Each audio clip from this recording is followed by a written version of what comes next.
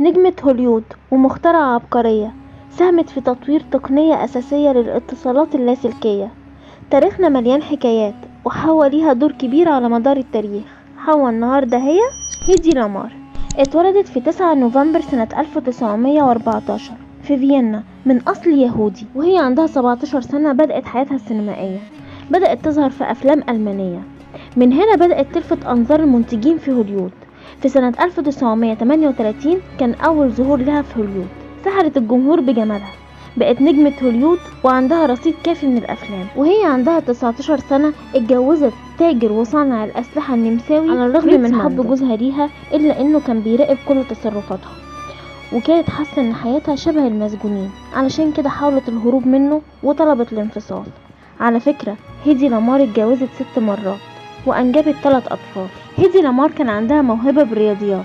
جوزها الأولاني هو اللي خلى عندها دراية بالمفاهيم العسكرية المختلفة، علشان كده خصصت لامار غرفة لإجراء الأبحاث المختلفة. على فكرة هيدي لامار ما كملتش دراستها وخرجت من المدرسة في سن صغير جدا بسبب حبها للتمثيل، لكن كان عندها حب استطلاع وكانت بتقرأ كتير جدا في المواضيع المختلفة المرتبطة بالعلوم والرياضيات. هيدي لامار اكتشفت نظام القفز الترددي، أساس تكنولوجيا الاتصالات الحديثة، الفكرة المؤسسة لاختراع البلوتوث والواي فاي. سجلت براءة الاختراع دي عام 1942، وكانت هتحل مشكلة كبيرة جدا في مواجهة الجيش الأمريكي في الحرب العالمية الثانية، إلا أنهم وقت ما قدموا الفكرة دي رفضوها لأنها متقدمة من ممثلة. اكتشاف نظام القفز الترددي ده كان بالتعاون مع جورج أنتل، وهو موسيقار ومخترع أمريكي. كان الهدف من النظام تحسين توجيه التوربيدات اللاسلكية، بحيث انها ممكن تغير الترددات بشكل عشوائي من المرسل للمستقبل لمنع التشويش والتجسس على الإشارة.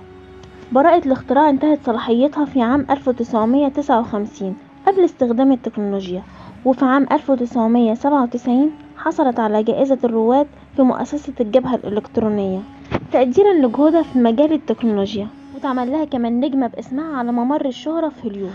وفي سنة 1981 عاشت في عزلة رغم شهرتها لحد ما ماتت وحيدة سنة 2000 نتيجة معاناتها مع تصلب الشرايين وأمراض القلب.